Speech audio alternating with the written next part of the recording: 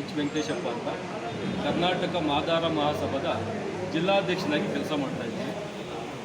Sir, ಇವತ್ತು ಉದ್ದೇಶ ಏನಂದರೆ ಈಗ ಸಿದ್ದರಾಮಯ್ಯ ರಾಜೀನಾಮೆ ಕೊಟ್ಟ ಮೇಲೆ ಹೊಸ ಮಂತ್ರಿಮಂಡಲ ರಚನೆ ಆಗಬೇಕಾಗುತ್ತೆ. ಡಿ ಕೆ ಶಿವಕುಮಾರ್ ಮುಖ್ಯಮಂತ್ರಿ ಮಾಡ್ತೀವಿ ಅಂತ ಹೇಳ್ತಾ ಇದ್ದಾರೆ. ಅವರ ನೇತೃತ್ವದಲ್ಲಿ ಹೊಸ ಮಂತ್ರಿಮಂಡಲ ರಚನೆ ಆಗಬೇಕಾಗುತ್ತೆ. ಕಳೆದ ಬಾರಿ ಏನು ನಮ್ಮ ಒಬ್ಬ ಕೆ ಎಚ್ ಮುನಿಯಪ್ಪನವರು ಇಡೀ ದೇಶದಲ್ಲಿ ಜಗಜೀವನ ರಾಮ್ ಅವ್ರನ್ನ ಬಿಟ್ಟರೆ ಎರಡನೇ ಜಗಜೀವನ ರಾಮ್ ಅಂತ ಹೆಸರು ಮಾಡಿದಂಥ ನಮ್ಮೊಬ್ಬ ಮಹಾನ್ ನಾಯಕ ನಮ್ಮ ಕೆ ಎಚ್ ಮುನಿಯಪ್ಪನವರು. ನನಗೆ ಈ ಮಾತು ಯಾಕೆ ಹೇಳ್ತಾ ಇದ್ದೀನಿ ಅಂದರೆ, ಜಗಜೀವನ ರಾಮರವರು 8 ಸಲ ಸಂಸತ್ ಸದಸ್ಯರಾಗಿ ಆಯ್ಕೆಯಾಗಿ ವಿವಿಧ ಇಲಾಖೆಗಳಲ್ಲಿ ಕೆಲಸ ಮಾಡ್ಕೊಂಡು ಬಂದಂಥ ಒಬ್ಬ ಮಹಾನ್ ನಾಯಕ. ಅದೇ ರೀತಿ ಕೆ ಎಚ್ ಮುನಿಯಪ್ಪನವರು ಕೋಲಾರ ಲೋಕಸಭಾ ಕ್ಷೇತ್ರದಲ್ಲಿ 7 ಬಾರಿ ಸಂಸತ್ ಸದಸ್ಯರಾಗಿ 8ನೇ ಬಾರಿ ಕೆಲವೊಂದು ಕಾರಣಾಂತರಗಳಿಂದ 8ನೇ ಬಾರಿ ಸೋಲು ಅನುಭವಿಸ್ಬೇಕಾಯ್ತು. ಅದೇದು ಆಗಿದ್ದರೆ ಈಗ ಸದ್ಯಕ್ಕೆ ಜಗಜೀವನ ರಾಮ್ಗಿಂತಲೂ ಮೇಲ್ಮಟ್ಟಕ್ಕೆ 9 ಸಲ ಗೆಲ್ತಾ ಇದ್ರು.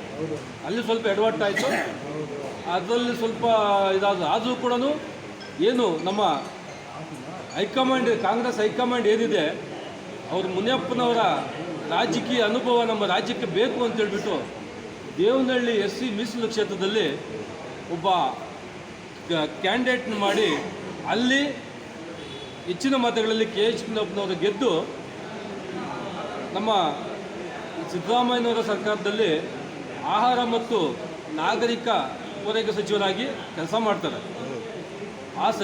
ಆ ಒಂದು ಖಾತೆಯನ್ನು ನಾವು ಕಡಿಮೆ ಅಂತ ಹೇಳೋಕ್ಕಾಗಲ್ಲ. ಯಾಕಂದರೆ ಪಂಚ ಗ್ಯಾರಂಟಿಗಳಲ್ಲಿ ಒಂದು ಗ್ಯಾರಂಟಿ ಆಹಾರ ಭದ್ರತೆ.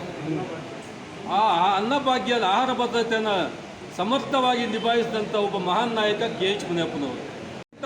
ವಿಸ್ತರಣೆಯಲ್ಲಿ ನಾವು ಕೇಳೋದೊಂದೇ, ನಮ್ಮ ಜನಾಂಗ, ಮಾದಿಗ ಜನಾಂಗ 5 ರಾಜ್ಯಗಳಲ್ಲಿ ಅತ್ಯಂತ ಹೆಚ್ಚಿನ ಜನಸಂಖ್ಯೆಯಲ್ಲಿದೆ. ಆ ಒಂದು ಇದನ್ನ ಮನಗಂಡು ತಾವು ಹಿರಿಯರಾದಂತಹ ರಾಜಕೀಯ ಮುತ್ಸದ್ದಿ ಕೋಲಾರದಲ್ಲಿ ಕಾಂಗ್ರೆಸ್ ಪಕ್ಷದ ಬೆಳವಣಿಗೆಗೆ ಒಂದು ಸೆಂಟ್ರ್ ಪಿಲ್ಲರ್ ಅಂತೇಳಿ ಹೇಳ್ಬೋದು. ಪ್ರತಿಯೊಂದು ಹೋರಾಟಗಳಲ್ಲಿ ಮುನ್ನುಡಿಯಲ್ಲಿದ್ದು ನಮ್ಮನ್ನೆಲ್ಲ ಕಾಂಗ್ರೆಸ್ ಪಕ್ಷನ ನಡೆಸಿದಂಥ ಒಬ್ಬ ಮಹಾನ್ ನಾಯಕ.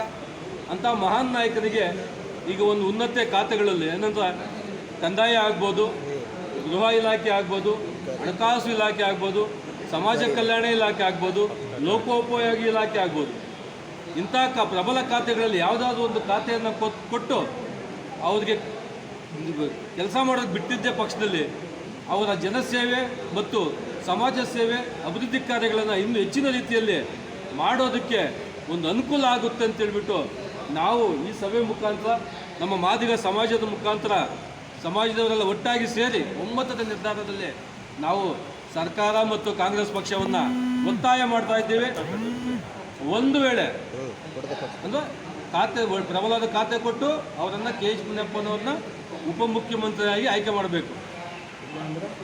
ಇಲ್ಲ ತಪ್ಪಿದ ಪಕ್ಷದಲ್ಲಿ ಏನು 2018ರಲ್ಲಿ ಕಾಂಗ್ರೆಸ್ ಪಕ್ಷಕ್ಕೆ ಏನು ಪಾಠ ಕಲಿಸಿದ್ದು ನಾವು, ಅದೇ ಒಂದು ಘಟನೆ 2028ಕ್ಕೆ ಪುನರಾವರ್ತನೆ ಆಗುತ್ತೆ ಅಂತ ಹೇಳ್ಬಿಟ್ಟು ನಮ್ಮ ಮಾದಿಗ ಸಮಾಜದ ಪರವಾಗಿ ಸರ್ಕಾರಕ್ಕೆ ಒಂದು ಎಚ್ಚರಿಕೆಯನ್ನು ಕೊಡ್ತಾ ಇದ್ದೀವಿ.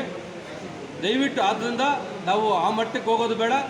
ತಾವೇನು ಸರ್ಕಾರ ಯಾವುದೇ ಮುಖ್ಯಮಂತ್ರಿ ಆಗಲಿ ನಮ್ಮ ಸಂತೋಷನೇ.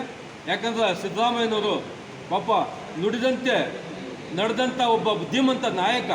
ಅವ್ರು ನುಡಿದಂತೆ ಅವ್ರು ರಾಜೀನಾಮೆ ಕೊಟ್ಟು ಬೇರೆಯವ್ರಿಗೆ ಅವಕಾಶ ಮಾಡಿಕೊಡ್ತಾ ಇದ್ದಾರೆ. ನೀವು ಕೂಡ ಅದೇ ಥರ ಒಂದು ಸರ್ಕಾರ ರಚನೆ ಮಾಡಿದಾಗ ನಮ್ಮ ಮಾದಿಗ ಸಮುದಾಯಕ್ಕೆ ಕೆ ಎಚ್ ಮುನಿಯಪ್ಪ ಮತ್ತು ಅವರ ಜೊತೆಯಲ್ಲಿ ಇನ್ನೂ ಒಂದು 2 ಪ್ರಬಲವಾದ ಖಾತೆಗಳನ್ನು ನೀಡಿ ನಮ್ಮ ಸಮಾಜವನ್ನು ಒಂದು ಸಾಮಾಜಿಕ ನ್ಯಾಯ ಒದಗಿಸ್ಕೊಡ್ಬೇಕಂತ ಹೇಳ್ಬಿಟ್ಟು ಮತ್ತು ಮಹಿಳಾ ಕೋಟಾದಡಿಯಲ್ಲಿ ರೂಪಕಲಾ ಶಶಿಧರ್ ಅವರಿಗೆ ಒಂದು ಸಚಿವ ಸ್ಥಾನ ನೀಡಬೇಕಂತ ಹೇಳ್ಬಿಟ್ಟು ನಮ್ಮ ಮಾದಿಗ ಸಮಾಜ ಪರವಾಗಿ ಎಲ್ಲ ಒಕ್ಕರಲ್ಲ ಮನವಿ ಸರ್ ನಮ್ದೆಲ್ಲನೂ.